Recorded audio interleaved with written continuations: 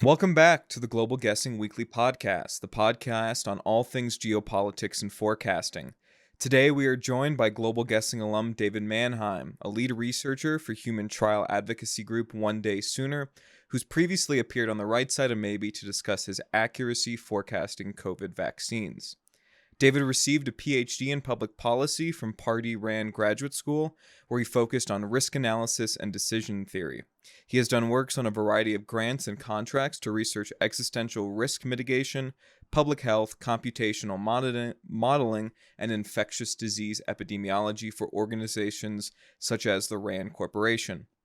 In addition to his work with One Day Sooner, David Lee currently works with the Foresight Institute and is a Superforecaster with Good Judgement Inc. Today, we'll talk with David about his work in biosecurity, including the recent report he worked on for the Council on Strategic Risks, a U.S. think tank, and his work with One Day Sooner on human trials to learn how this change in the way we test vaccines could save millions of lives. We'll also chat with David about the role that prediction currently plays in government policy and discuss why the technique is currently underutilized. Finally, we'll get David's thoughts on real money prediction markets and the importance of question quality in both prediction markets and platforms should we have time at the end of this podcast. But before we get started, we want to welcome David back to the show. David, it's great to have you on again. Thanks. It's always nice to be introduced and hear about all the awesome things that people say. Yeah, you got yourself a pretty nice background when you lay it all out. So speaking on that background, we were sort of, when you came on the right side, maybe we talked to you about your background in history with forecasting, but we were hoping, today you could maybe provide a high level summary about the work and research that you've done over the last few years, sort of what the guiding principles, if there were any, behind that research, and where do you sort of see your research interests and career developing in the years ahead? So the history of my work, kind of as I was ending grad school, I started working with some people who were interested in funding people to work on biosecurity policy, reducing pandemic risks. This was 2017, 2018. And there were some, really important problems that I had really solidly hoped were just theoretical. And then COVID, which I think most of the listeners are probably familiar with. But that made everything kind of more urgent and led to a lot of work trying to support kind of specific policy decisions, and has led to a lot of my work now. In terms of the trajectory of my work and how it's developing, Eisenhower supposedly said, in preparing for battle, I've always found that plans are useless, but planning is indispensable. So yeah, I had some plans before COVID about what things would look like. There's a passage in the Talmud which I always really like, where it's talking about the story of Esther, and Queen Esther makes a picnic for the king and the advisor, who's the bad guy, and in the Talmud it asks, so what was she thinking? Like what was the plan? And they list maybe she was thinking that she would change his mind, or maybe she was thinking that she would get him to confess to something, or maybe she was, and then they ask okay, so which one was it?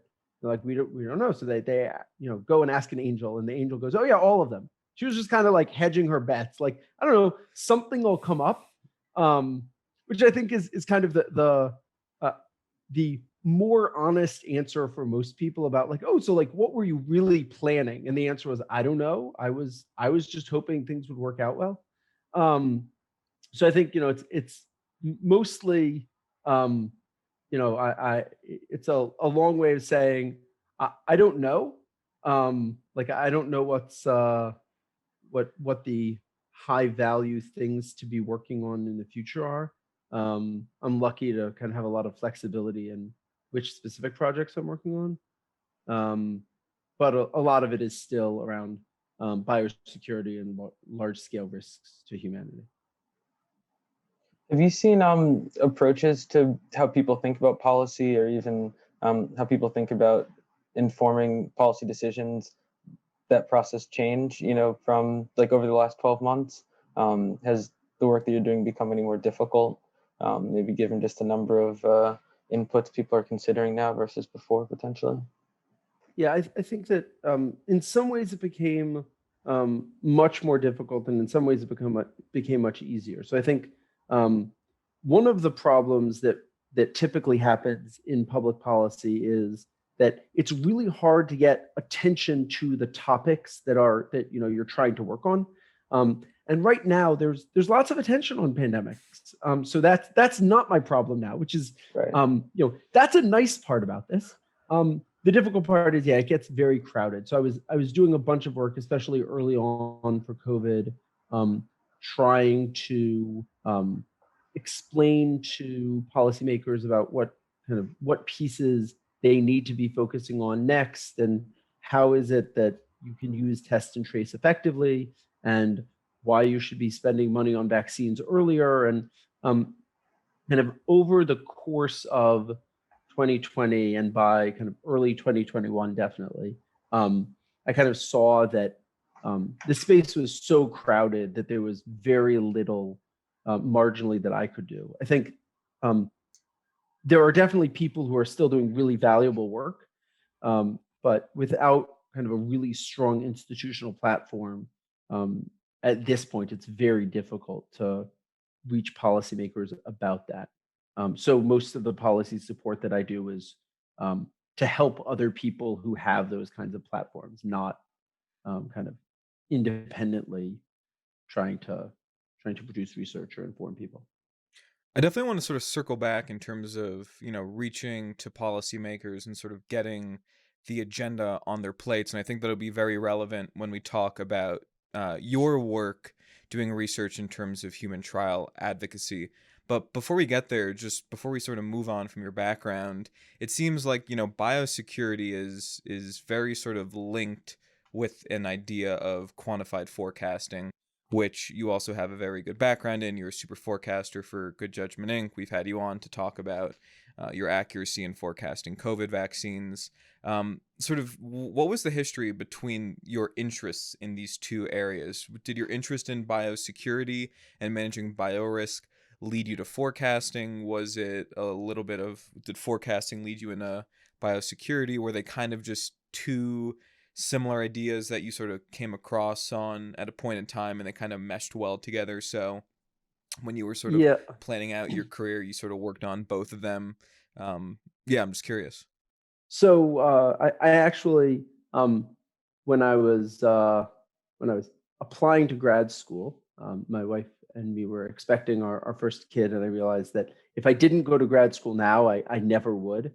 And so I applied, and I was planning to go. And right around then, Good Judgment Project started, and I had kind of some free time since I wasn't like particularly invested in the work that I was doing anymore, and planning to go to grad school and waiting for a kid, and I had like a bunch of extra time, and the Good Judgment stuff seemed really interesting, and I signed up, and it was really cool and very very fun, and kind of I was just starting a PhD in public policy, and I thought, oh, like predicting geopolitics seems like super relevant for that, and in some ways it is, and in some ways it very much isn't, but kind of that's when I got involved in forecasting.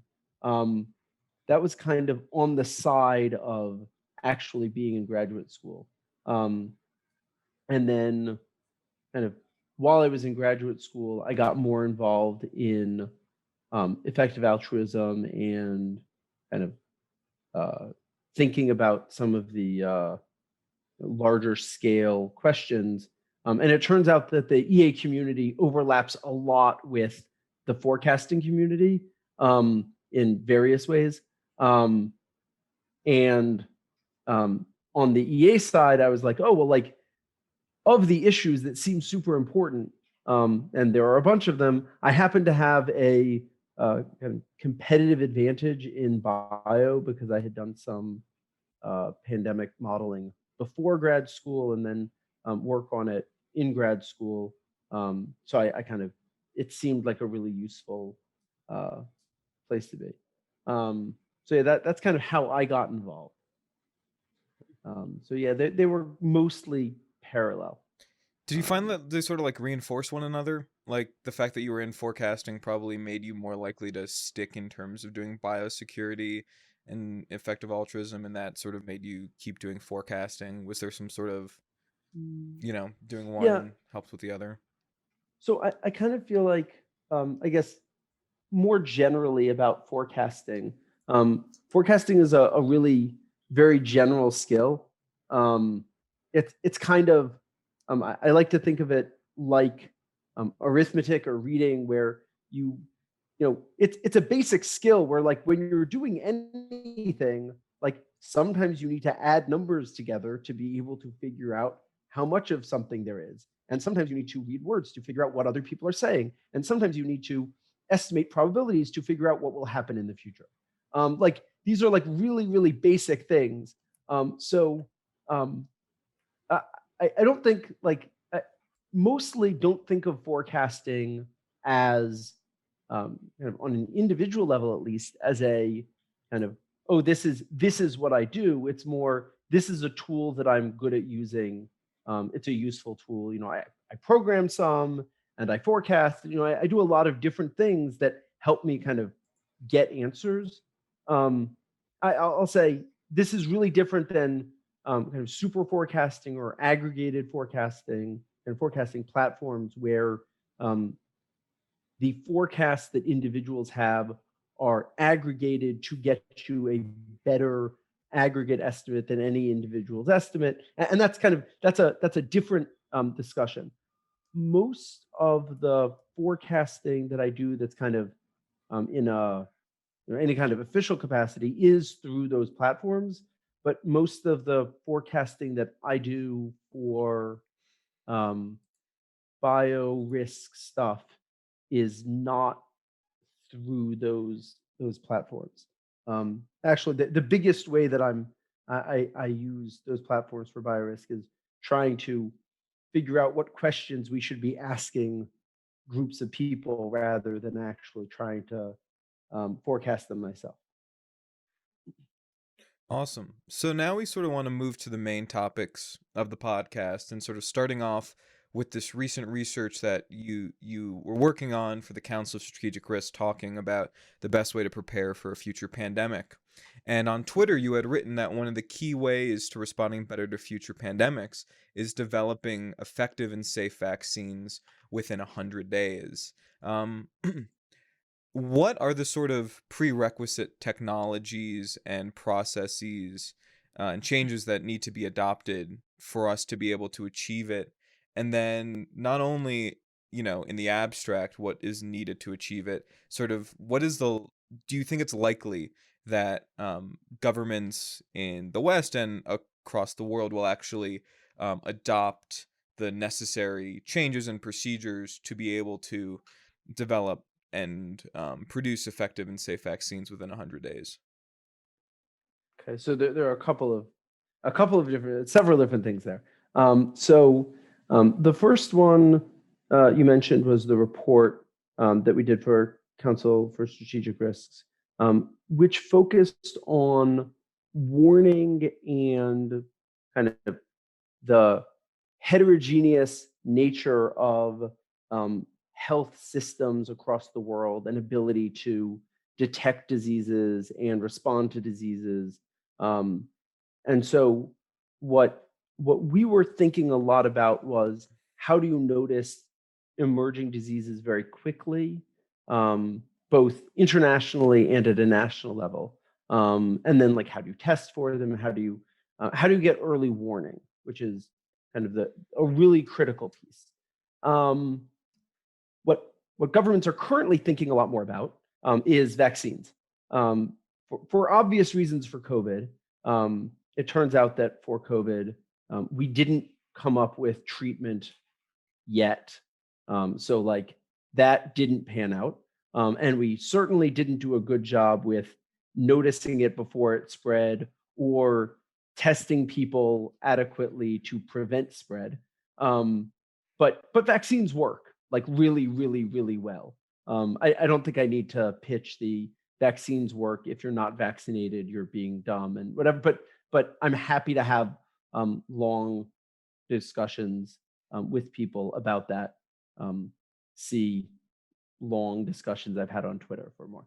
But I think the pitch for vaccines is very much the governments spend lots of attention on the things that are at the top of their mind. And right now, one of the things that they're really interested in is this kind of next time this happens, we should have vaccines really quickly. And I think that with the right investments, that's very possible. And they're super interested, so it's very likely that we're going to get the investments. It's possible 100 days is a little bit too ambitious, and it'll be 120 days, in which case we will have failed horribly because we've only tripled the speed at which we so I think it'd be great if we sped this up to anything like that extent, but I think actually the key point here is about the second thing that you mentioned is like, how likely is it that we'll kind of do this and have this in place in time? And I think the answer to that is, if we do the noticing what disease is happening quickly, we shouldn't need vaccines. The ideal situation is one where 100 days after a novel disease outbreak starts, it's already completely controlled and it's gone, and you never have to worry about it. And then maybe there are some people who are spending money developing vaccines, which, to clarify, if we waste $1 billion every time there's an emerging disease developing a vaccine that ends up not being needed, that will have been a fantastic investment. And is that how much sort of the COVID like how much Pfizer spent on R&D So for their vaccine? no, so there are a couple of pieces that kind of overlap. Vaccines are expensive to develop, not because it's hard to make vaccines, but because it's hard to test and approve them. And getting from status quo to 100 days is mostly not about designing better vaccines. It's about figuring out better ways to test and approve them. So, we everybody now knows a lot about phase 1 and phase 2 and phase 3 trials and how all of that works. And the point is, that's really slow. And you can parallelize a lot. You can do a lot to speed that up. But really, the hope right now is that some of the newer technologies, mRNA vaccines specifically, allow you to bypass a lot of that. And if you can move straight to phase 3 trials because you know that the vaccine platform is very well tolerated, or you can do something else. And there's a lot of discussion right now about what that something else is to ensure that it's safe when you do this. And we can talk about challenge trials later. But if you can figure that out, then it's a lot cheaper to make vaccines. And then there's the other half, which is it's really expensive to produce them. But if you have factories that can be repurposed, which you can't usually do for traditional vaccines, but you probably can do pretty well, if not really well, for mRNA vaccines, then actually a lot of your fixed costs also are much lower. So when you're not producing like the COVID vaccine, you're producing the flu vaccine or something Right. else. Yeah. So it'd be great if we could just say like, hey, like we have a 6-month stock of tetanus vaccine right now, and like we like keeping a 6-month stock, but actually we're going to let that go down to a 2-month stock by not producing that vaccine for 4 months and pumping out tons of doses of new vaccine that we just realized we needed to make. And if it turns out that we actually need lots of it, then we turn off other production lines. And you can't do that right now because most of the vaccines that we make are not mRNA vaccines. But part of the idea of this, moving to a 100-day development cycle is maybe we can fix that. Do you think that these, questions about biosecurity are like predicated on, or like, do you think these countries are making internal forecasts basically about when the next pandemic is going to happen, and that's what they're sort of basing their willingness to invest in some of these technologies on? Because Because I mean, I think that we, at least it was depicted as sort of a black swan event when COVID happened. But as we know, and as you probably know, these things are, you know, somewhat cyclical. They happen all the time. Maybe not to that scale, but yeah, curious about your thoughts. And do you also think So that we're doing enough? You know, like before the pandemic in 2019, the US and the UK were ranked had the most pandemic prepared response. And both the US and the UK were number one for surveillance as well, which to be fair, they were, but also, you know, the huge emergence and explosion of variants calls into question that. So maybe also not only a black swan event not prepared for, but do they even, you know, view the scope big enough as they should, if that makes sense. yeah, so I guess to start, I want to say there's this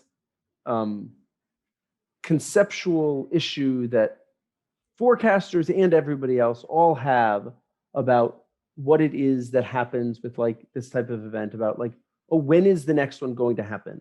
And if you think about forecasting earthquakes, and like the people who actually do this, who build models for forecasting earthquakes, nobody asks the question, when is the next earthquake going to be? They ask, what is the probability of an earthquake in this time frame? And the reason why they ask what is the probability of an earthquake in this time frame instead of when is the next one going to be, is because you can say something useful about how often they happen, and you can't say a lot useful about when the next one happens. So you can forecast when a hurricane will hit land, but you can even forecast like approximately how many hurricanes will form in a given season. But So that's like the step to figuring out when the next one's going to happen, is by trying to understand the frequency. Right. So I actually no. So I think that so there are a couple of pieces here, but I think the first thing is, what's the frequency, right? Like how often are there large scale pandemics? And the answer to that is largely, how often do we screw up response? A catastrophe risk modeler that I used to work with said, you know, insurers want to know how often London is going to flood. And they think that this is a question about rainfall. Like they think that that's what they're supposed to be predicting. But actually, it's just a question about the Thames barrier, which they built to prevent floods. Like, how likely is that to fail? How likely is, right? Like, that's actually the question. So the question of when, you know, how often will there be a pandemic is actually a question about like, how often will public health response not do the thing that we need them to do to make sure it doesn't turn into a pandemic. So are you working from the premise that in your ideal world that, you know, a country's, you know, CDC or whatever it is will, with full information, be able to mitigate any potential, you know, mass bio emergency? So certainly it's much, much better and cheaper to stop pandemics before they're pandemics. Right. So, you know, and I think public health doesn't actually get enough credit for the fact that every time there's a new maybe pandemic, it doesn't turn into a pandemic. And you see a couple of news stories about, it's like counterterrorism. You never see the successes. Right. You don't see, well, counterterrorism, at least they get to brag about them at some point. They take people into years later. Yeah. And then everybody says, well, but the FBI told them to do it. So maybe they didn't. But and maybe they didn't. But that's another discussion. Yes. But no, with pandemic, so we stopped SARS, we stopped Middle East respiratory syndrome, we stopped every Ebola outbreak that's happened has been eventually controlled, sometimes really quickly, and sometimes it takes a long time to catch it. And actually, that's the perfect example of where it is that, like, every time that you notice an Ebola outbreak, within a week or two of it starting, it gets shut down really quickly. And the rare occasions where you don't notice it for months, which is what happened with the West Africa outbreak in 2014, where it started in a place they'd never seen Ebola before, and they didn't realize what it was for a while, and by the time they like really started responding, it was just a mess and it was all over the place. That's really expensive and hard, but they still managed to stop it, eventually. The way that you want to deal with disease outbreaks is overreacting very quickly and then having everybody say, well, it's not really a risk because, right? I mean, like, you don't really want them saying that, but that was everybody's continued response. Like, well, how bad is pandemic risk? Like, we can probably handle this. Do we really even need to have a pandemic response group, at senior levels in the US? Maybe we can just disband them. Like those were the discussions. Like, maybe it's just not that big a deal. We probably don't need to spend all this money. But when a pandemic happens, it should be really obvious that no, actually, you needed all of that money. That was really worthwhile. So yeah, I think so. I think that's the background for. So what are they thinking about? Yes, people at senior levels in government are very actively thinking about the likelihood and the likelihood of pandemics, what the sources are likely to be, what it is that they can do to control them quickly. Like, this is a huge thing.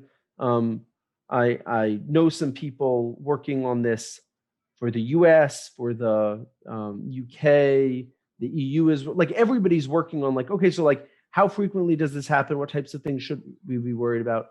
And hopefully they actually do prepare. I will. Is it just a public health issue to you, or like how much are you communicating with other departments? So like, obviously we saw a lot of different industries and people be affected by these pandemics, education and obviously health and infrastructure, like, real estate. Are you having conversations with all these different shareholders about the pandemic preparedness? So 2019, I believe, World Economic Forum, they list like, what are the large scale risks? Like, what should people be worried about? Should they be worried about inflation or, real estate bubbles or pandemics? And pandemics was on their list and they highlighted it and they're like, this is worrying. We should make sure to prepare for this. Everybody should have, their risk mitigation plans. You have a plan for what you do if your building burns down. You should have a plan for what to do if there's a pandemic. You should figure out how to get people to work from home. All the businesses out there should like make sure to do this because obviously this is a good idea and like maybe this will happen. So you should be prepared for this risk. Everybody, kind of going back to what you said, everybody knew this was a real possibility and should have been ready for it. So yeah, I think I'm not having those conversations partially because back when I was looking at things like supply chain risk, you had the list of like, what are the key risks you should be, or business continuity planning. I have a friend who works in business continuity planning. And like, they have a list, their risk register of like, which things should you be prepared for to make sure that you have a plan for. And pandemics is on the list. It's been on the list. Did people take it seriously enough? Some of them did. There were a lot of businesses that transitioned really smoothly to working remotely, to figuring out how they could do things without having their full workforce. To like, there were a lot of businesses that just did that, and they weren't the ones that everybody focused on because like they didn't fail. So obviously they were fine. But yeah, so yes, these conversations are happening all over the place. Obviously, right now there are lots of them happening because people are currently focused on pandemics. I will flag that almost everybody's focused on this and almost everybody realizes that it's a big deal.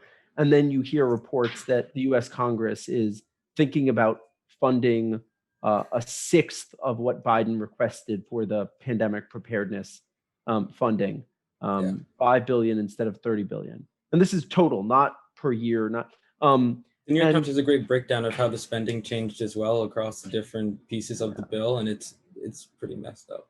So anyway, so if I keep on saying this, but I don't know what will convince Congress to actually take this seriously and fund pandemic preparedness. And if you had asked me a month ago or 6 months ago or whatever, I would have said well, a pandemic is definitely enough to do it. Like right now we have one, but evidently I was being optimistic there. Because they're still looking at what to cut, and pandemic preparedness managed to make the list. So we're sort of talking about pandemic preparedness right now, but I sort of want to move on to your work that you've done with One Day Sooner, which is sort of more so looking what happens if we're unable to prevent the pandemic at the start and a pandemic takes hold. And I'll let you provide a sort of a more in-depth background into the idea of challenge trials.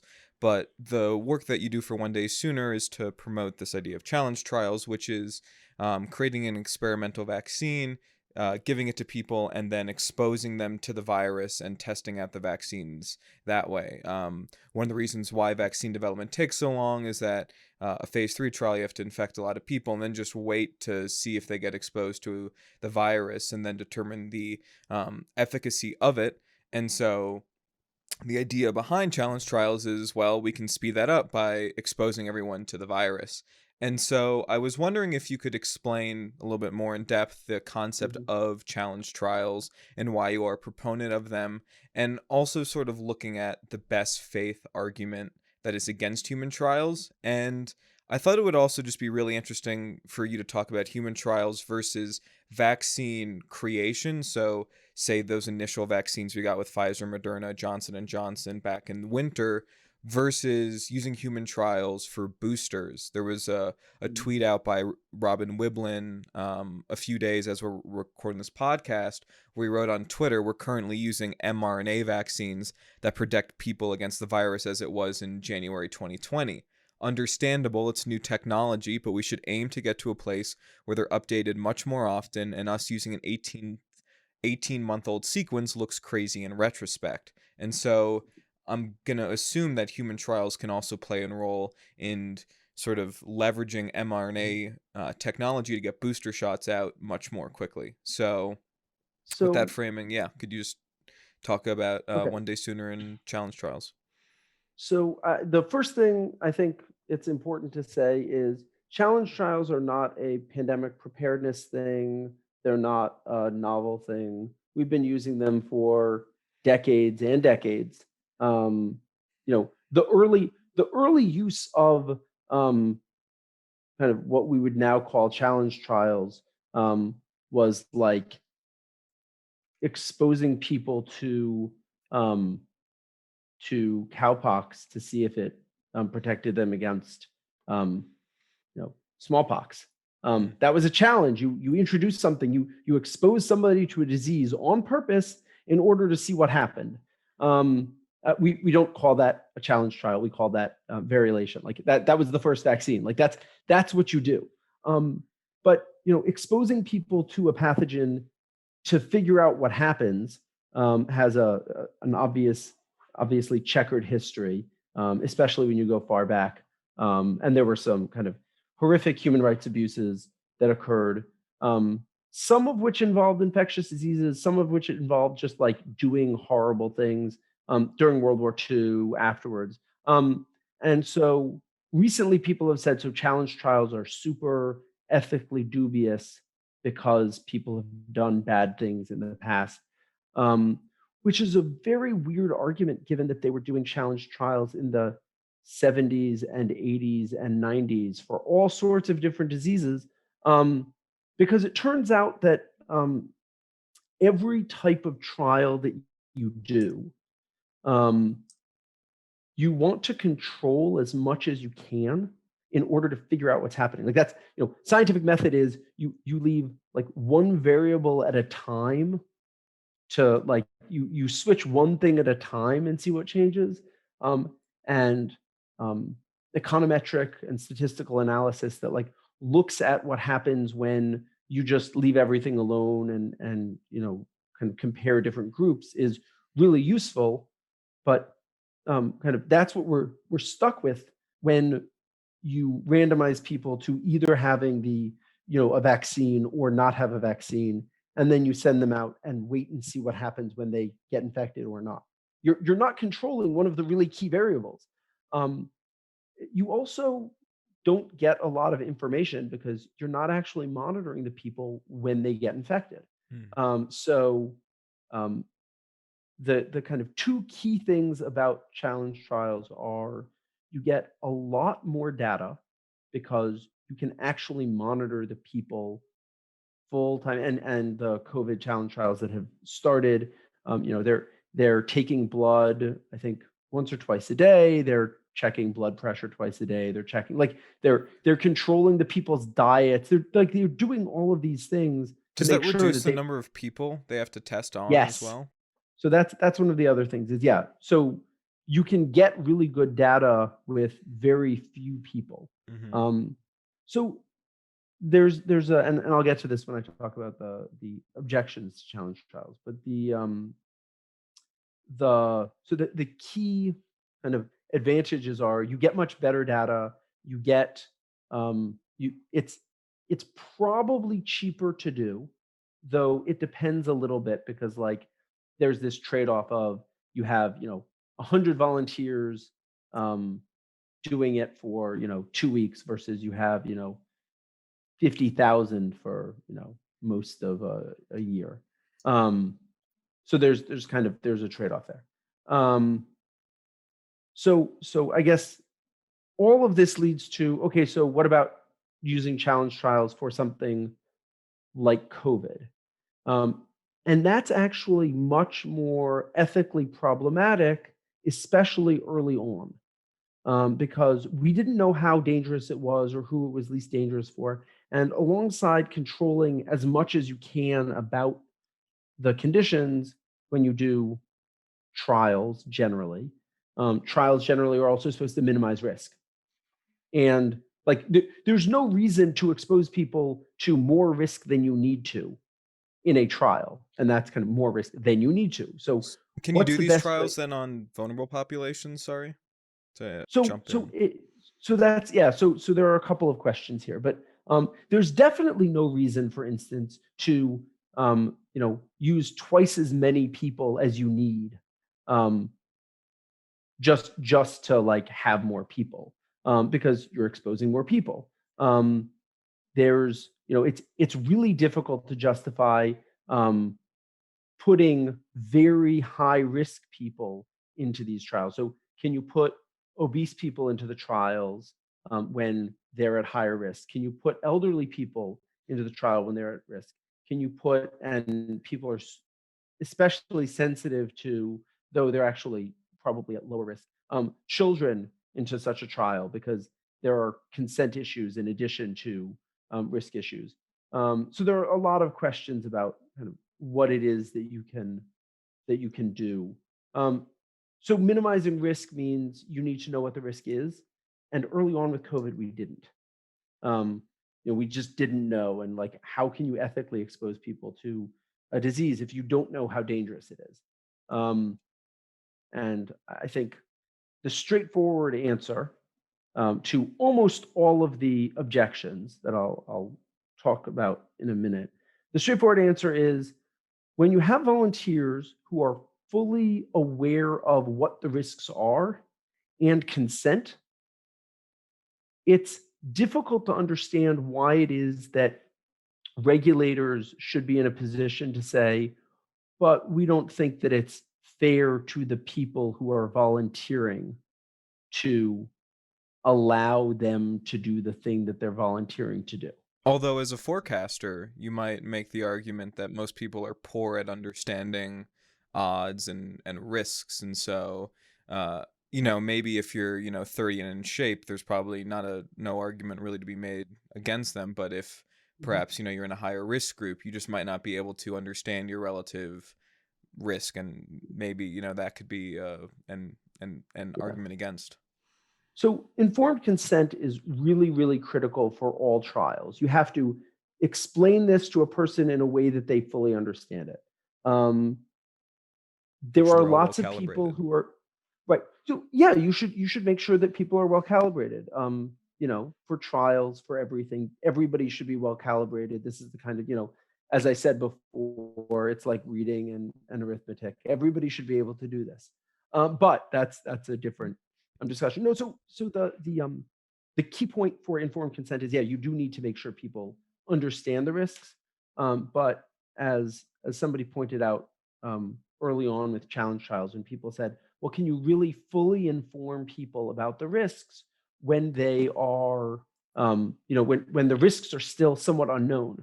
And the response was, we could staff a challenge trial entirely with people who have advanced degrees in medicine and biology. And the objection is they don't understand. Like that's a really hard pitch. So I think, yeah, there are no types of trials that are so ethics proof that you couldn't do them wrong.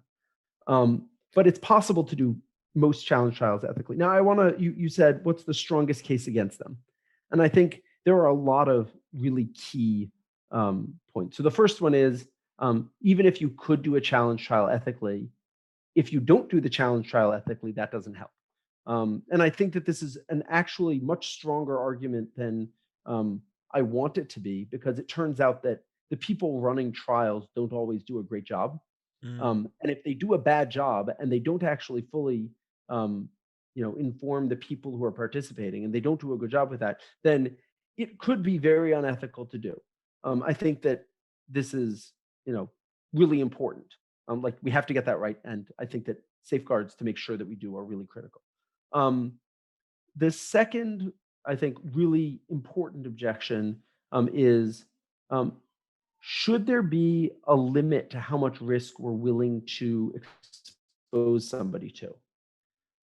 If you imagine that we have a novel disease with a 90 or 100% fatality rate, is it ever possibly ethical to have somebody say, yeah, I'm okay with that.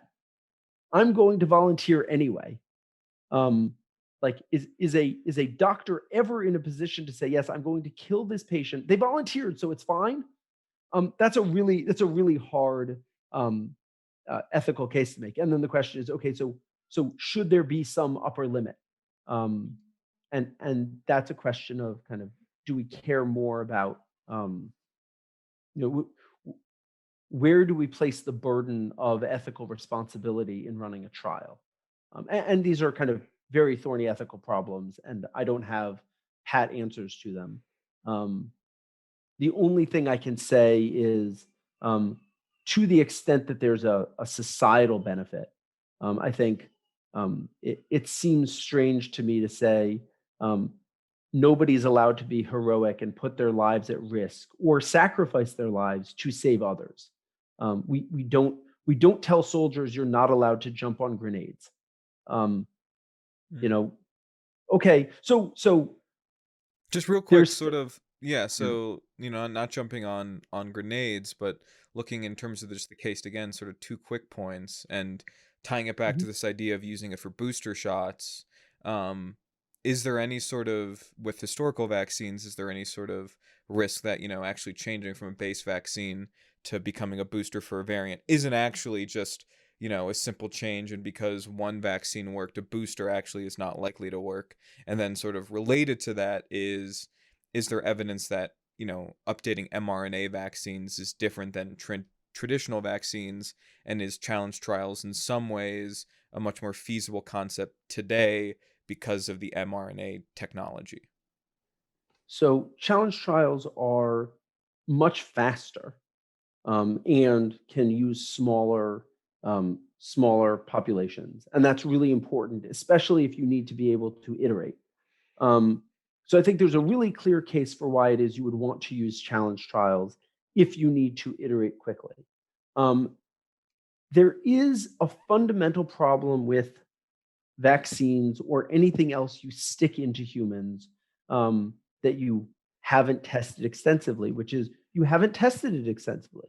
Now, there's a kind of crazy anti-vaccine take on this, which is, and you can never know what's going to happen because I really like quoting a scene from Family Guy where somebody asks Peter if he would buy a used car, and he goes, "Oh, I had a friend who bought a used car once. Bam! 10 years later, heart attack." And you're like, that's, and that seems to be the kind of thing where people are like, well, but vaccines, you never know what could happen. You're like, no, you do. You can look really closely. You can monitor people. You can find out what happens. But when you put something new and untested in someone's body, the way that they react is hard to predict. Now, some of the things that we put into people's bodies, we can predict exactly what's going to happen because it's the same as what we've put in there before. The thing is that what you're worried about for vaccines is basically two things. The first is the adjuvants, the non-vaccine part of the vaccine, which is the part that gets your immune system to react or whatever. Those can have problems and cause people to have allergic reactions or other issues. And that's a big deal, and you need to test that for each kind of new type of vaccine that you use. So most new vaccines try and use the same adjuvants that other vaccines use. Like, you try and be really conservative with that because you don't want to take risks. mRNA vaccines use some new things that are, the way that they bind the mRNA to a lipid. So the lipids are new, but you can use the same one for lots of different vaccines. So now that we have one that seems to work pretty safely, you're good on that. The second thing you worry about is what you're trying to do when you vaccinate somebody is train their immune system. And there's good training of immune system and there's bad training of immune system. And the good training of immune system is your immune system can now detect this and fight it. And bad training of immune system can be lots of different things. And some of those things are there's vaccine dependent enhancement that's seen for some diseases where you give somebody a vaccine and then if you expose them to the disease or certain strains of the disease, it's actually much worse than if they hadn't been vaccinated. So dengue, there's a problem with this. So you really don't want to get a partially protective dengue vaccine because that is much, much worse than not being vaccinated. Then there's the other, and we haven't seen that for COVID, and it seems to be generally unusual to have vaccine dependent enhancement. And I don't know if I know enough to get into the immunology and biochemistry involved.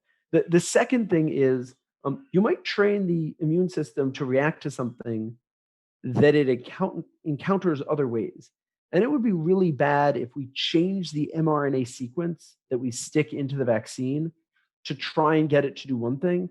And what we actually train it to do is, say, attack something that looks exactly like peanut protein. So now everybody has a peanut allergy, which is super unlikely. That specifically is super unlikely. But the issue that we have with blood clots, which is very rare, to the extent that we think that this is a thing that's due to the vaccine, is basically, you've trained the immune system to react to something.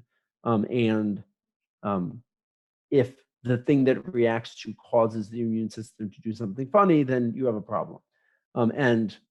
There's some chance that if you switch what mRNA sequence you're putting into the vaccine, you cause new problems. And the only way to find out whether that's true is to try it. And this is one of the downsides of challenge trials, which is they can get you efficacy data very, very quickly with much less work than traditional trials. They can't get safety data any faster. You still need larger sample. You still need a certain size sample to get safety data. You still need, and you still need. Would that make it then better fit for boosters? So to the extent that we're testing the boosters just for efficacy, which is probably what we want to do, yeah, absolutely. To the extent that we're worried about whether there are new safety concerns, we're kind of. But it seems like we have a pretty good grasp about most of the safety characteristics. So I think, I think that the risk, especially for small changes to an existing vaccine, are pretty low. Okay. Awesome. So I think we want to talk about one more sort of topic before we wrap, and that's something that we've talked about a decent amount on this podcast, and it pertains to forecasting within government institutions. And we're curious from your perspective and given your experience, what in an ideal world would forecasting adoption within those institutions look like, and how does that compare to sort of what's going on right now? We've heard in the past that forecasting might threaten the current sort of organizational hierarchy that exists in these government institutions, and that's sort of one of the big obstacles to full adoption. But yeah, curious as to what your read on the situation is. So I guess the place to start is how do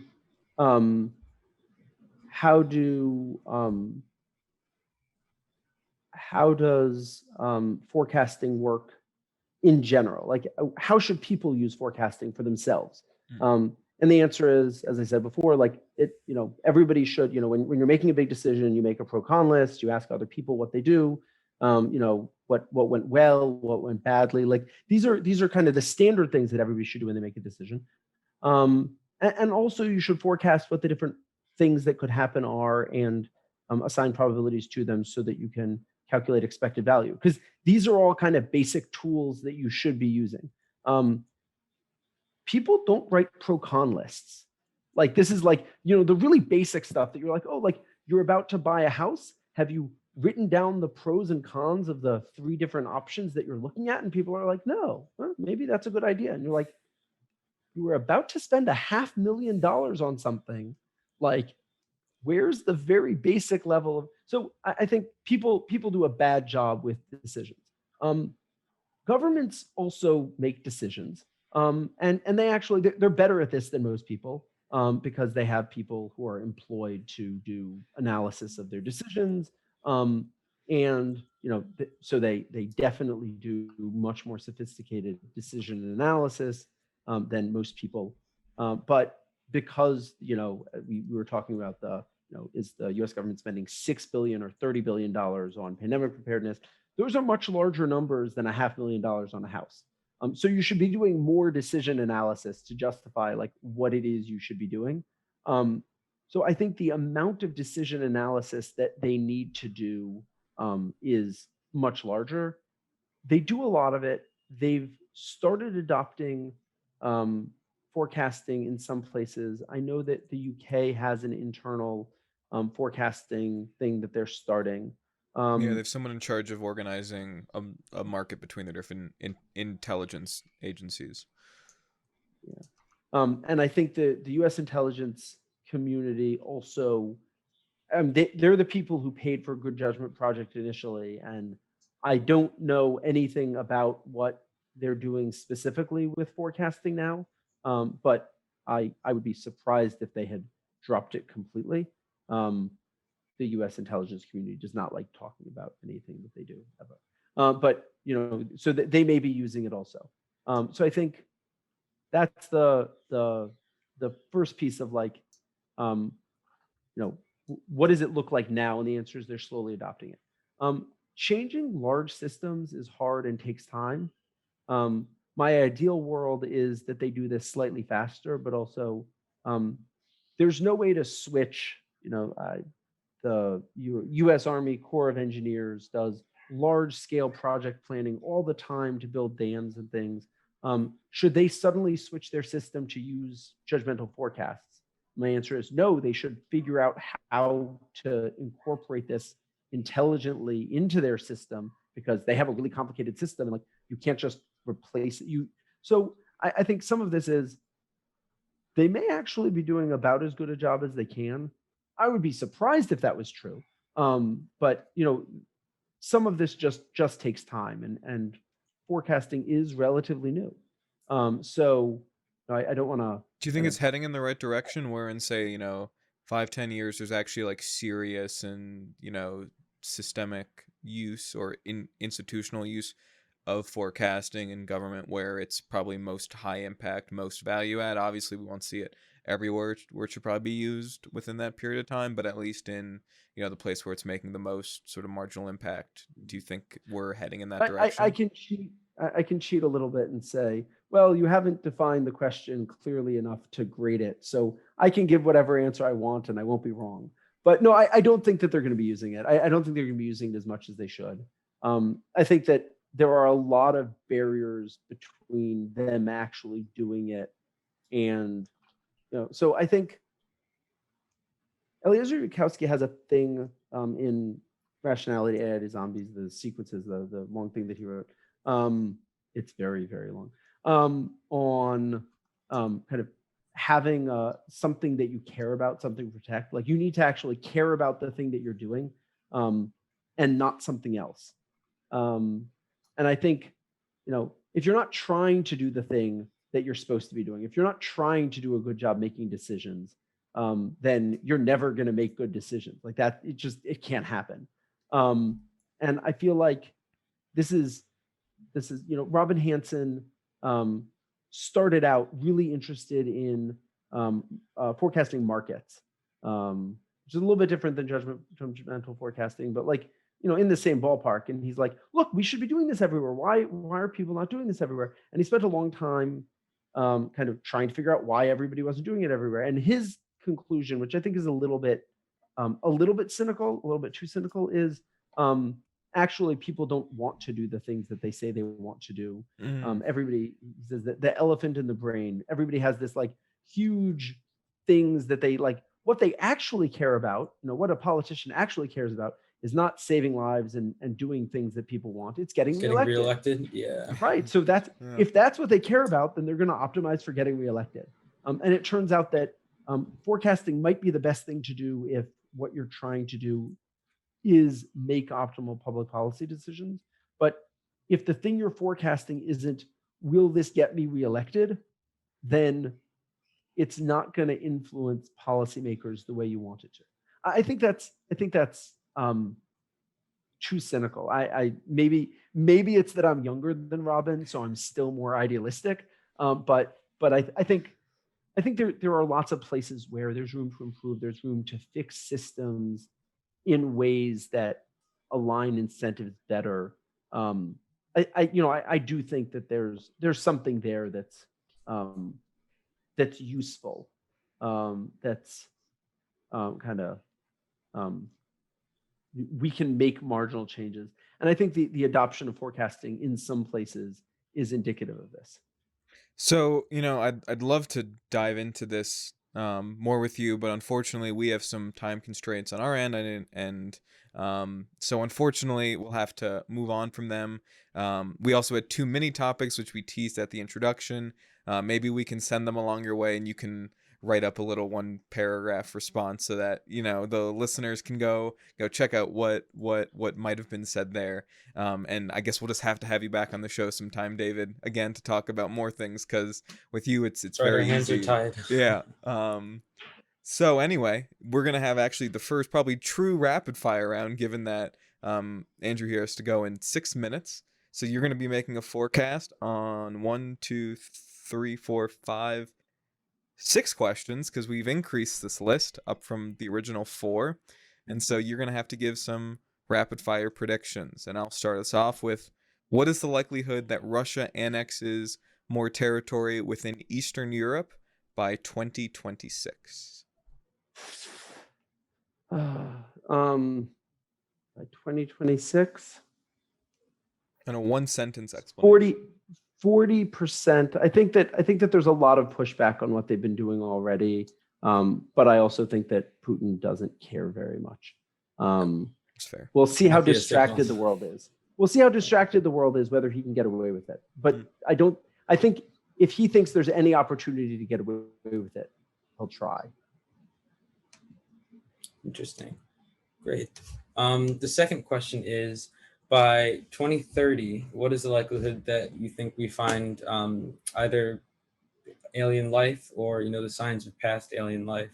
And this can be like single cell organisms. We're not necessarily talking I was about going sentient. to say different biosignatures. Yeah. So biosignatures, I think there's a 10% chance that we find something on Mars, or really it's just Mars, or we have some strong evidence from elsewhere. Maybe 10% is too high. Intelligent life, I'll say 10 to the negative 6 or 7. Like I think it's really like we have really good reasons to think that it's not there.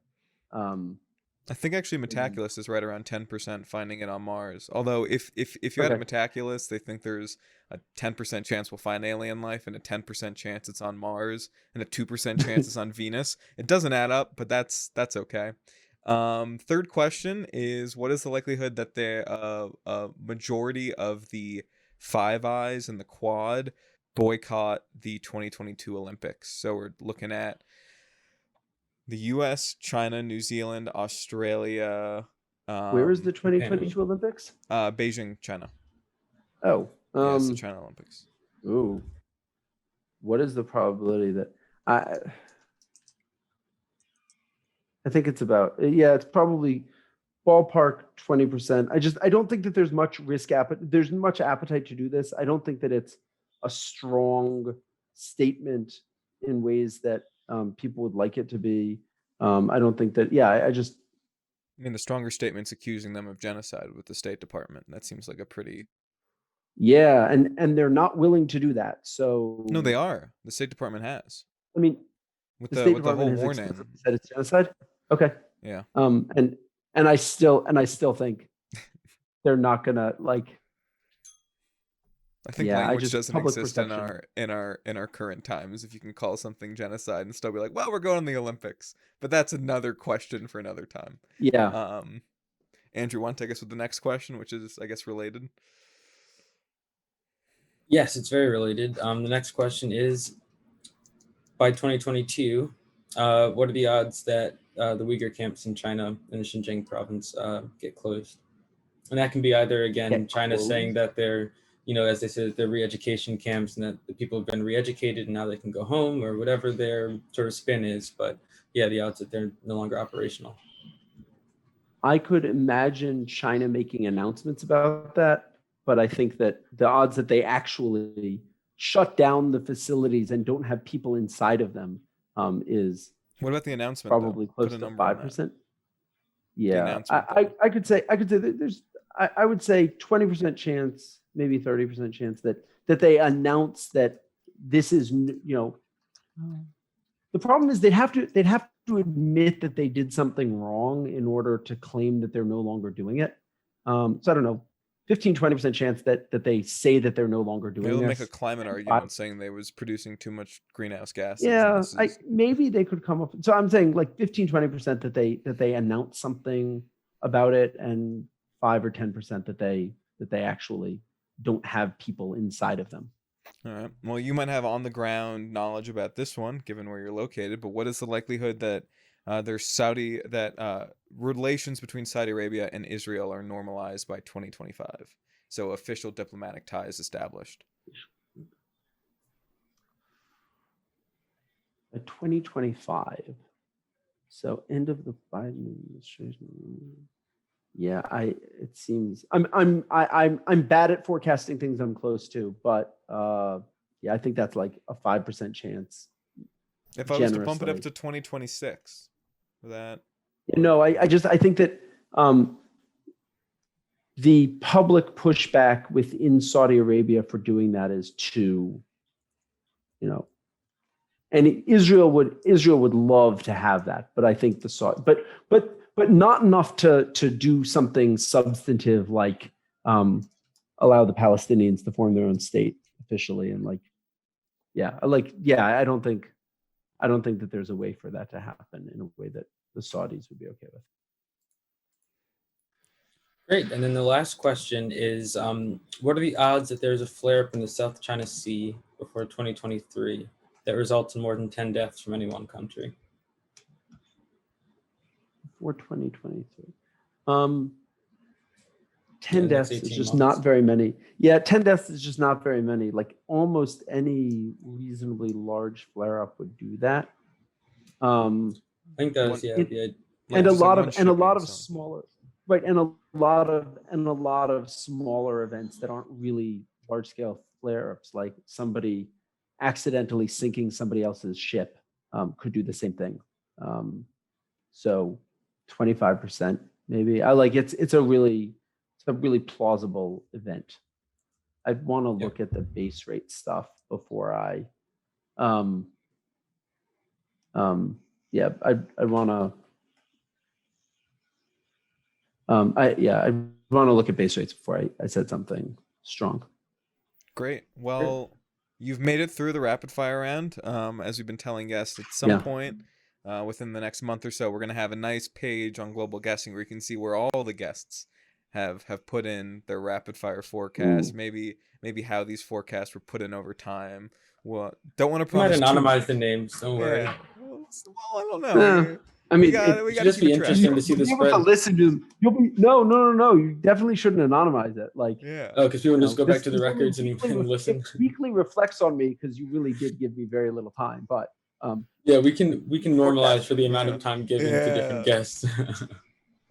That'd be nice. Yeah. Time on forecast we can put on there. There we go. Well, David, it's been absolutely great to have you back on the show. Always a pleasure. It seems like you can talk about any subject with great depth with such ease. It's an absolute pleasure. Anything exciting sort of coming up from you in the near future? Where can our listeners find you? If you guys been watching on YouTube, you'll see you can find him on Twitter at David Manheim. But why don't you take away and plug what's what? I say I don't know if there's anything really big coming out. If you're really into bio, I have some articles on pandemic modeling. Something coming out in the Journal of Theoretical Biology. But I feel like most of the listeners aren't it's the wrong audience. Yeah, definitely feel free to ping me on Twitter. I often reply. Great. Okay. So find David over on Twitter, and we'll also have his website down there below as well. David, absolute pleasure to have you back on the Global Guessing Weekly podcast. Hope to talk to you again in the near future, and thanks so much for coming on. Yeah, Thank you. All right, and that's a wrap, everyone. Thanks.